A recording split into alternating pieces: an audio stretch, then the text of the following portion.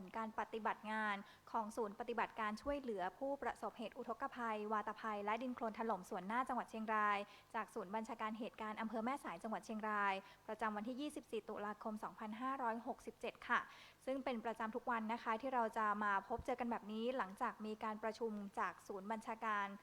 จากอำเภอแม่สายซึ่งวันนี้ค่ะท่านรองผู้ว่าราชการจังหวัดเชียงรายท่านประสงค์ล่าอ่อนเป็นประธานในการประชุมยังคงมีการรายงานการปฏิบัติงานของแต่ละหน่วยงานนะคะที่ยังคงปฏิบัติงานในพื้นที่แห่งนี้ก่อนที่จะส่งมอบคืนพื้นที่ในวันที่ 28 ตุลาคมนี้ค่ะรายละเอียดของการปฏิบัติงานวันนี้จะเป็นอย่างไรไปติดตามจากท่านผู้แทนกระทรวงกลาโหมเรียนเชิญพันเอกพัชรเดชสุรสวัสดีเรียนเชิญค่ะสวัสดีครับสวัสดีพี่น้องประชาชนที่รับชมอยู่ทั่วประเทศนะครับผมพันเอกพัชรเดชสุรสวัสดีนะครับเป็นผู้แทนของกระทรวงกลาโหมนะครับได้รับมอบหมายจากที่ปรึกษาสปช.ส่วนหน้าพลเอกณัฐพล ณ พานิชนะครับรัฐมนตรีช่วยว่าการกระทรวงกลาโหมได้มาเรียนความคืบหน้าในการดำเนินงานในส่วนของกระทรวงกลาโหมที่ปฏิบัติอยู่ในอำเภอแม่สายของสปช.ส่วนหน้าให้ท่านได้รับทราบกันนะครับก่อนที่จะเรียนความคืบหน้าให้ทุกท่านทราบนะครับในวันนี้การดำเนินงานในส่วนของกระทรวงกลาโหมในอำเภอแม่สายซึ่งเราจะมีการส่งมอบในวันที่ 28 ตุลาคมที่จะถึงนี้แล้วนะครับผมคิดว่าท่านคงเคยได้ยินคำหนึ่งบ่อยๆอยู่เป็นประจำนะครับว่ากองทัพรับผิดชอบงานด้านความมั่นคงความมั่นคงที่เราได้ยินบ่อยๆมันเป็นยังไงมันคืออะไรผมจะขอเล่าให้ฟังนะครับความมั่นคงแรกครับ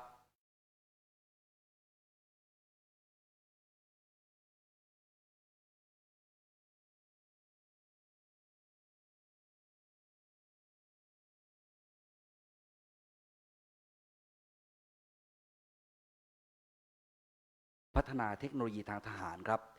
ด้วยเหตุนี้เองครับทุกตารางเมตรบนยอดเขาหรือแนวหมู่บ้านชายแดนต่างๆเนี่ยก็จะมีลูกหลานทหารเนี่ยแหละครับที่มาช่วยขุดดินที่แม่สายในวันนี้ครับ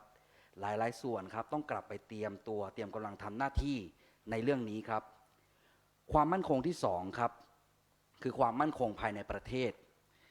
มีบทบาทในการรักษาความสงบความเรียบร้อยภายในประเทศครับโดยเฉพาะกรณีที่มีความขัดแย้งหรือการก่อความไม่สงบรวมถึงเรื่องสำคัญครับการสนับสนุนภาครัฐในการบรรเทาสาธารณภัยนะครับเช่นการช่วยเหลือภัยพิบัติที่ท่านเห็นอยู่ทุกวันนี้ครับคือการฟื้นฟูพื้นที่ที่ได้รับผลกระทบนะครับที่จากเหตุดินโคลนถล่มและน้ำท่วมไฟป่าหรือโรคระบาดหรือเรื่องอื่นๆครับประเด็นที่3ครับความมั่นคงทางด้านเศรษฐกิจครับกระทรวงกลาโหมเราต้องรักษาความปลอดภัยพื้นที่สำคัญทางเศรษฐกิจเช่นท่าเรือสนามบินการขนส่ง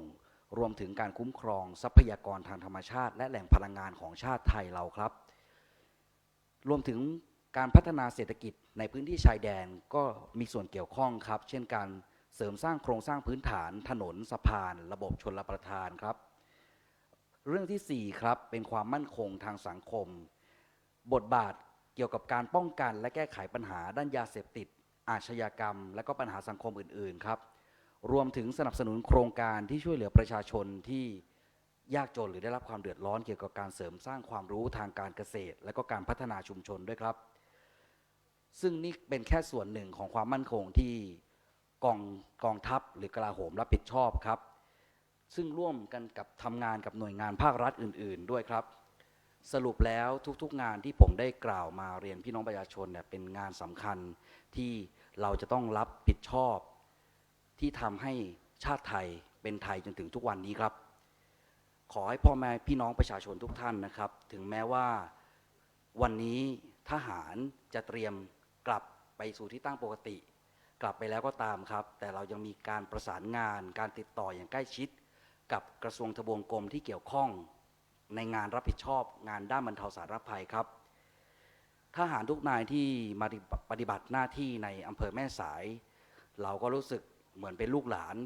รู้สึกคิดถึงพี่น้องชาวแม่สายเช่นกันครับจากที่ผมได้กล่าวในตอนต้นเนี่ยเราไม่เคยทอดทิ้งประชาชนแม้แต่วินาทีเดียวตลอด365วันเพราะฉะนั้นแล้วครับการออกไปในพื้นที่เราก็ต้องเตรียมความพร้อมและก็พร้อมที่จะกลับมาช่วยเหลือในอนาคตครับขอให้พี่น้องได้มั่นใจว่าหน่วยงานที่เกี่ยวข้องก็ยังอยู่และก็ดำเนินการต่อไปอีกครับ วันนี้ครับมาดูความคืบหน้าการป้องกันการอุบัติซ้ำกันนะครับว่าการผลงานการปฏิบัติของกระทรวงกลาโหมเราทำอะไรบ้างกันนะครับ ค่ะ มาดูเรื่องแรกกันเลยนะครับในระดับน้ำครับการตรวจสอบบิ๊กแบ็กในจุดที่1นะครับสะพานมิตรภาพแห่งที่ 1เพื่อเป็นการวัดสอบว่าน้ำที่ผ่านบิ๊กแบ็กวันนี้มีระดับเช่นไรนะครับจากภาพซ้ายมือไปขวามือคือปัจจุบันนะครับระดับน้ำลดลงเล็กน้อยครับแต่กระแสน้ำยังคงมีความเร็ว ค่ะ ยังทรงตัวอยู่ครับ ค่ะ ในเรื่องต่อไปครับความคืบหน้าการดำเนินงานในวันนี้นะครับการตรวจสอบบิ๊กแบ็กจุดต่างๆทั้ง7จุดนะครับยังคงใช้งานได้แข็งแรงครับเรื่องต่อไปครับการตรวจจุดรอยรั่วในจุดต่างๆทั้ง21จุดรวมถึงบริเวณตลาดสายลมจอยที่มีการอุดรอยรั่วเพิ่มเติมนะครับเพื่อป้องกันน้ำเข้าตลาดสายลมจอยซึ่งท่านก็ทราบดีว่าในทุกๆปีบริเวณตลาดสายลมจอยจะมีน้ำท่วมนะครับวันนี้ยังคงเรียบร้อยดีครับงานอื่นๆครับของกรมการทหารช่างนะครับที่ได้ดำเนินการในวันนี้งานซ่อมปรับปรุงรั้วโรงเรียนไม้ลุงขนครับวันนี้แล้วเสร็จ 100% ครับงานซ่อมห้องพละศึกษาครับที่โรงเรียนไม้ชุมชนไม้ลุงขนเช่นกันวันนี้ก็สวยงามครับแล้วเสร็จ 100% ครับงานซ่อมห้องพยาบาลนะครับงานความคืบหน้าวันนี้เป็นการปรับปรุงภายในการเดินสายระบบไฟฟ้าต่างๆนะครับความคืบหน้า 60% ครับสำหรับงานสนับสนุนยุทโธปกรณ์และเครื่องจักรให้กับการขนดินขนย้ายเศษขยะนะครับบริเวณชุมชนไม้ลุงขนซอย11และ12ครับก็เรียบร้อยคืบหน้าครับงานขนดินบริเวณหน้าโรงเรียนไม้ลุงขนครับวันนี้ก็ยังคงดำเนินการอยู่นะครับ นี่ก็เป็นภารกิจนะคะที่ทีมจากกระทรวงกลาโหมยังคงที่ปฏิบัติงานอย่างต่อเนื่องนะคะ อย่างที่เราได้นำเรียนไปค่ะว่า เรามีความมุ่งหวังที่จะส่งคืนพื้นที่ที่ดีที่สุดนะคะให้กับพี่น้องประชาชนในระยะการฟื้นฟูระยะแรกนี้ ซึ่งในระหว่างนี้ก่อนที่จะถึงวันที่ 28 ตุลาคมค่ะการเคลียร์โคลนออกจากบ้านเนี่ยครบ 100% แล้วอย่างที่แจ้งไป แต่ว่าในระหว่างทางนี้ก่อนที่จะส่งมอบคืนพื้นที่ ก็ยังคงมีการเก็บรายละเอียดในจุดต่างๆ อย่างต่อเนื่อง ไม่ทราบว่าความคืบหน้าของการเก็บรายละเอียดวันนี้มีอะไรบ้างคะครับการดำเนินงานของทีมกลาโหมที่ดำเนินการในวันนี้ของสปช.ส่วนหน้าอำเภอแม่สายนะครับผมได้เตรียมภาพบ้านการทำงานของว่าความเรียบร้อยนะครับว่าเราเก็บรายละเอียดมาเรียบร้อยขนาดไหนคือภาพก่อนทำงานระหว่างทำงานและหลังทำงานครับนี่ครับนี่คือภาพที่นำมาให้ท่านผู้ชมได้ดูครับใช่คือวันนี้ที่นำภาพนี้มาให้ดูนะคะก็เราก็จะได้เห็นกันอย่างชัดเจนไปเลยว่าสภาพบ้านก่อนที่ทีมจากพี่ๆทหารเขาจะลงไปอะค่ะสภาพบ้านเป็นยังไงนะคะได้รับผลกระทบจากเหตุอุทกภัยมากน้อยแค่ไหนมีทั้งในส่วนของก่อนทำระหว่างทำแล้วก็หลังจากที่ดำเนินการเสร็จแล้วเรียบร้อยนะคะสำหรับการเข้าไปเคลียร์โคลนออกจากบ้านอย่างบ้านหลังนี้เนี่ยโคลนเยอะมากจริงๆนี่ก็จะเห็นกันอย่างชัดเจนนะคะว่าเมื่อเคลียร์แล้วเนี่ยก็คือแทบจะไม่เห็นโคลนอยู่ในบ้านเลยนะคะท่านผู้แทนด้านขวามือคือเอี่ยมครับ ใช้คำว่าเอี่ยมค่ะก็คือเราถ้าเรามามองย้อนดูแบบนี้ค่ะเราคือต้องใช้พละกำลังอย่างมากนะคะในการที่จะนำโคลนออกจากบ้านคือหลายๆทีมเลยค่ะไม่ว่าจะเป็นกลาโหมพี่อสก่อนหน้านี้นะคะที่ได้ดำเนินการเสร็จเรียบร้อยไปแล้วนะคะรวมไปถึงองค์กรต่างๆมูลนิธิต่างๆที่เขายังอยู่ในพื้นที่นะคะรวมไปถึงได้มาช่วยแล้วก็มีภารกิจที่จะต้องรับผิดชอบเนี่ยต้องกลับออกจากพื้นที่ไปก่อนแบบนี้ค่ะก็ทุกคนค่ะมุ่งหวังที่จะส่งคืนบ้านที่ไม่มีโคลนแล้วแบบนี้ออกไปให้ส่งคืนไปให้พี่น้องประชาชนเพื่อที่พี่น้องประชาชนจะได้กลับเข้าไปอยู่ในบ้านของท่านนะคะได้อย่างเร็วที่สุดนี่คือในส่วนของแผนของการฟื้นฟูในระยะแรกนี้ส่วนแผนในระยะที่2ต่อไปก็จะเป็นหน่วยงานต่างๆที่เขาจะมีหน้าที่นะคะในการดูแลเขาเรียกว่าเป็นในส่วนของความเป็นอยู่ของพี่น้องประชาชนคุณภาพชีวิตของพี่น้องประชาชนต่อจากนี้ไม่ว่าจะเป็นเรื่องของพื้นที่ส่วนกลางพื้นที่สาธารณะการส่งเสริมอาชีพส่งเสริมรายได้อย่างยั่งยืนอันนี้จะเป็นในส่วนของการ ระยะของการฟื้นฟูในระยะต่อๆไปนะคะแต่ว่าในระยะแรกนี้อย่างที่แจ้งไปคือจะเป็นในส่วนของการเคลียร์โคลนออกจากบ้านก็คือนำโคลนออกจากบ้านเพราะว่าถ้าเกิดบ้านไหนที่มีโคลนเข้าไปอยู่ไม่ได้แน่ๆรวมไปถึงการที่จะปล่อยกระแสไฟฟ้าหรือแม้แต่ปล่อยน้ำประปาไปให้ก็ไม่ได้เหมือนกันดังนั้นขั้นตอนแรกของการฟื้นฟูก็คือนำโคลนออกจากบ้านล้างบ้านให้สะอาดนะคะเพื่อที่ว่าจะให้พี่น้องประชาชนกลับเข้าไปอยู่ในบ้านของท่านได้เร็วที่สุดนั่นเองค่ะครับได้ชมภาพบางส่วนไปแล้วนะครับสำหรับการทำบ้านขนาดเราไม่ใช่เจ้าของบ้านยังรู้สึกภาคภูมิใจเลยนะครับว่าบ้านมันสะอาดนะครับเจ้าของบ้านไม่ต้องพูดนะครับว่าท่านดีใจขนาดไหนครับเรื่องที่สองครับวันนี้ผมได้เก็บภาพบรรยากาศ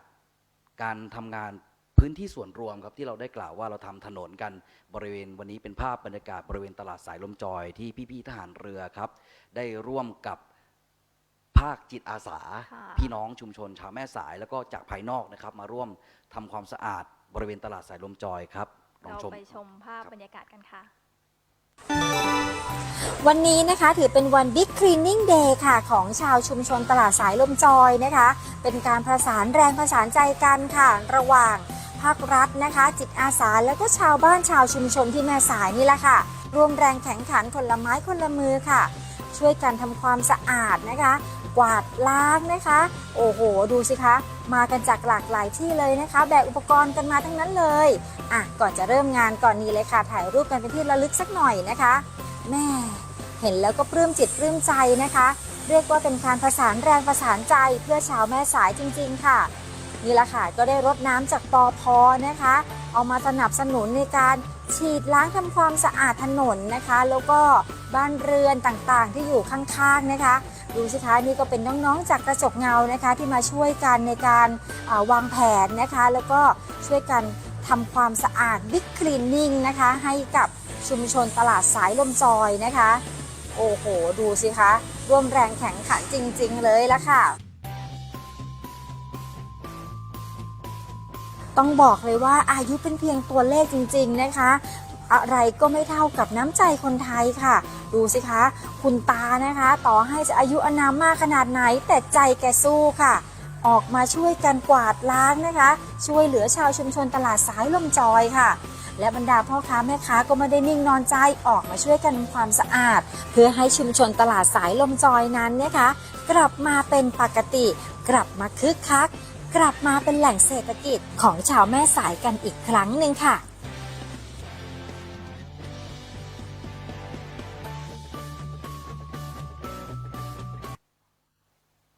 นี่ก็เป็นภาพบรรยากาศนะคะของการร่วมแรงร่วมใจกันในส่วนของการที่จะ cleaning นะคะหรือว่าทำความสะอาดพื้นที่เพื่อที่จะเตรียมพร้อมในการส่งมอบคืนพื้นที่ให้กับทางจังหวัดและก็ทางท้องถิ่นได้ดำเนินการฟื้นฟูในระยะที่2ต่อไปซึ่งในคลิปนะคะก็จะมีตั้งแต่พี่ๆทหารเรือที่เขาดูแลรับผิดชอบในการฟื้นฟูพื้นที่ของสายลมจอยนะคะแล้วก็มีทางมูลนิธิกระจกเงารวมไปถึงเมื่อสักครู่น่าจะเห็นมีคุณลุงใส่เสื้อทหารอันนั้นไม่ใช่ทหารเกษียณใช่ไหมคะ เป็นจิตอาสานะคะจากบ้านได้นะคะในพื้นที่นั่นแหละในทุกๆวันค่ะทางจังหวัดก็จะมีการประสานงานให้ทางจิตอาสานะคะจากแต่ละอำเภอแต่ละพื้นที่มาช่วยกันลงแรงนะคะในการที่จะมาฟื้นฟูพื้นที่ของแม่สายเนี่ยทุกวันเลยก็จะมีภาพน่ารักแบบนี้แหละค่ะจากจิตอาสาจากพื้นที่ต่างๆนะคะมาร่วมด้วยช่วยกันกับทีมไม่ว่าจะเป็นจากทีมมูลนิธิต่างๆหรือแม้แต่พี่ๆทหารรวมไปถึงอส.ก็ยังคงอยู่ที่พื้นที่อำเภอแม่สายแห่งนี้นะคะในการเก็บรายละเอียดงานต่อไปค่ะแล้วก็วันนี้นะคะก็จะมีในส่วนของประเด็นในเรื่องของการค่าไฟฟ้านะคะซึ่งประเด็นนี้เนี่ยได้เคลียร์ชัดกันไปแล้วจากทางท่านรัฐมนตรีช่วยว่าการกระทรวงมหาดไทยนะคะท่านธีรรัตน์สำเร็จวานิชพอท่านได้ทราบว่ามีเสียงจากพี่น้องประชาชนสอบถามเรื่องนี้มาท่านรัฐมนตรีช่วยว่าการกระทรวงมหาดไทยก็ไปที่ในส่วนของไปพบกับท่านผู้การไฟฟ้าที่อำเภอเมืองเลยนะคะแล้วก็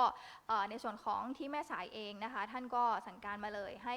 ทางในส่วนของไฟฟ้าแม่สายก็มีการเคลียร์ชัดเจนด้วยเช่นกันสำหรับมาตรการการช่วยเหลือผู้ใช้ไฟฟ้าที่ประสบเหตุอุทกภัยนะคะโดยวันนี้ค่ะทางท่านนัทคเนศจรัสระวีสิริกุลค่ะท่านเป็นผู้จัดการการไฟฟ้าส่วนภูมิภาคสาขาแม่สายท่านก็ได้ชี้แจงในประเด็นนี้นะคะว่าการไฟฟ้าส่วนภูมิภาคสาขาแม่สายได้ดำเนินการลดค่าไฟฟ้าให้กับผู้ประสบภัยนะคะ ที่ประสบภัยน้ำท่วมตามนโยบายของรัฐบาลเรียบร้อยแล้ว โดยผู้ใช้ไฟฟ้าประเภทบ้านอยู่อาศัยและกิจการขนาดเล็กในพื้นที่ที่ได้รับผลกระทบจากอุทกภัยท่านจะได้รับการยกเว้นค่าไฟฟ้าในเดือนกันยายน 2567 และลดค่าไฟฟ้า 30% ในเดือนตุลาคม 2567 ก็คือเดือนนี้ แต่ทั้งนี้ทั้งนั้นนะคะอาจจะมีบินค่าไฟบางส่วนที่ได้วางบินไปล่วงหน้าแล้ว และผู้ใช้ไฟฟ้าได้ชำระเงินไปแล้ว หากเป็นกรณีนี้นะคะท่านสามารถนำเงินที่จ่ายไปแล้วไปหักลดค่าไฟฟ้าในเดือนต่อไปได้ ทั้งนี้ทั้งนั้นค่ะเนื่องจากว่าในเดือนกันยายนอยู่ในระหว่างนำโครงการเข้ามาดำเนินการเป็นการควบกันระหว่างการจดหน่วยไฟฟ้าและการออกนโยบายนะคะหากผู้ใช้ไฟฟ้ามีความประสงค์ที่จะทราบข้อมูลการใช้ไฟฟ้าบ้านของตัวท่านเองท่านก็สามารถไปติดต่อที่การไฟฟ้าส่วนภูมิภาคสาขาแม่สายจะไปด้วยตัวเองก็ได้นะคะหรือว่าจะโทรศัพท์ไปติดต่อก็ได้ค่ะที่เบอร์โทรศัพท์ 053-731-714 ทวนนะคะ 053-731-714 ในเวลาทำการสำหรับพื้นที่อำเภอแม่สายมีพี่น้องประชาชนได้รับการยกเว้นค่าไฟฟ้าจำนวนประมาณ 14,000 รายนะคะอาศัยในพื้นที่ตั้งแต่บ้านถ้ำผาจมสายลมจอยเกาะทรายไม้ลุงขนเหมืองแดงแล้วก็หมู่บ้านปิยพรนั่นเองส่วนในพื้นที่นะคะการจ่ายกระแสไฟฟ้าในบ้านเรือนในชุมชนต่างๆที่ได้รับผลกระทบจากอุทกภัยเนี่ยค่ะก็จะมีการดำเนินการจ่ายไฟฟ้าถึงมิเตอร์คือเขาจ่ายไฟให้ไปมิเตอร์หน้าบ้านของท่านนะคะ 100%ซึ่งสำหรับบ้านของผู้ใช้ไฟฟ้าที่ยังคงปรับปรุงไม่เสร็จนะคะหรือว่ามองดูแล้วเนี่ยอาจจะเกิดความไม่ปลอดภัยเกิดขึ้นเมื่อจ่ายกระแสไฟฟ้าไปแล้วทางการไฟฟ้าเขาจะทยอยจ่ายกระแสไฟฟ้าให้เมื่อยืนยันได้ว่าการจ่ายไฟฟ้าไปแล้วเนี่ยค่ะปลอดภัยสำหรับผู้ใช้งานนะคะซึ่งก็จะมีการเข้าไปตรวจสอบความปลอดภัยในเบื้องต้นก่อนเพื่อความปลอดภัยของตัวท่านเองเช่นกันดังนั้นในส่วนของไฟฟ้านะคะเขาพร้อมในการที่จะจ่ายกระแสไฟฟ้าไปถึงมิเตอร์บ้านท่านแล้วเพียงแต่ว่าอาจจะมีบางหลังนะคะที่ความพร้อมในส่วนของการต่อไฟฟ้าในบ้านเนี่ยอาจจะยังไม่พร้อมนะคะจะเกิดความไม่ปลอดภัยเกิดขึ้นก็ยังคงที่จะไม่มีกระแสไฟฟ้าใช้ในบ้านหลังนั้นเพียงแต่ว่าในเรื่องของการปล่อยกระแสไฟฟ้าไปที่มิเตอร์หน้าบ้านเนี่ยการไฟฟ้าส่วนภูมิภาคสาขาแม่สายเขาปล่อยไปแล้วนะคะและถ้าเกิดว่าบ้านไหนที่ไม่มีความไม่มั่นใจในการบ้านเราต่อกระแสไฟถูกต้องหรือเปล่าปลอดภัยแล้วไหมแบบนี้ค่ะท่านสามารถโทรไปที่เบอร์เมื่อสักครู่นะคะเพื่อประสานงานกับทางการไฟฟ้าส่วนภูมิภาคสาขาแม่สายให้เจ้าหน้าที่ไปตรวจสอบดูให้ได้เลยนะคะวันนี้ก็คือทั้งหมดค่ะของความคืบหน้าของการปฏิบัติงานจากศูนย์ปฏิบัติการช่วยเหลือผู้ประสบเหตุอุทกภัยวาตภัยและดินโคลนถล่มส่วนหน้าจังหวัดเชียงรายจากศูนย์บัญชาการเหตุการณ์อำเภอแม่สายจังหวัดเชียงรายค่ะก่อนจะลากันไปวันนี้ท่านผู้แทนมีอะไรฝากเพิ่มเติมไหมคะครับก็ยังคงมีประเด็นความเป็นห่วงเรื่องความปลอดภัยของพี่น้องประชาชนในการสัญจรในห้วงเวลากลางคืนอยู่นะครับเพราะว่าขณะนี้เนี่ยเราก็ยังคงเปิดท่อระบายน้ำและก็ลอกดูดโคลนพร้อมทั้งเก็บเศษขยะบริเวณท่อระบายน้ำอยู่นะครับเพราะฉะนั้นแล้วบริเวณริมถนนที่ท่านสัญจรกลางคืนขอให้ระมัดระวังเป็นพิเศษนะครับแล้วก็เพิ่มความระมัดระวังในการเดินทางเพื่อความปลอดภัยของทุกท่านนะครับก็ยังคงเน้นย้ำอีกหนึ่งเรื่องด้วยกันครับว่าทางกระทรวงกลาโหมครับไม่ใช่เป็นหน่วยงานหลักในการช่วยพี่น้องประชาชนแม่สายในครั้งนี้ครับเรามี3ภาคส่วนหลักๆด้วยกันนะครับก็คือภาครัฐภาคเอกชนและก็ภาคจิตอาสาครับที่มีหลายๆส่วนมาร่วมงานกันจนเกิดความสำเร็จในช่วงแรกๆและอีกหนึ่งภาคที่สำคัญก็คือพี่น้องประชาชนที่ประสบภัยในพื้นที่ใช่ครับมาร่วมมือกันดีมากๆเลยนะครับขอบพระคุณมากนะครับค่ะและท่านยังคงสามารถติดตามความคืบหน้าของการปฏิบัติงานของสปช.ส่วนหน้าได้นะคะจนกว่าที่เราจะมีการส่งมอบคืนพื้นที่ให้กับทุกท่านสำหรับการติดตามท่านสามารถติดตามได้ทุกวันค่ะเวลา 19 นาฬิกาโดยประมาณผ่านทางเพจ Facebook สำนักงานประชาสัมพันธ์จังหวัดเชียงรายและสวท.เชียงรายกรมประชาสัมพันธ์วันนี้เราทั้ง2คนค่ะดิฉันพร ไพรินทร์คุณมากนักสื่อสารมวลชนจากสถานีวิทยุกระจายเสียงแห่งประเทศไทยจังหวัดเชียงรายกรมประชาสัมพันธ์พร้อมด้วยท่านผู้แทนจากกระทรวงกลาโหมพันเอกพัชรเดชสุรสวาทีต้องลาไปแต่เพียงเท่านี้นะคะขอบคุณและสวัสดีค่ะ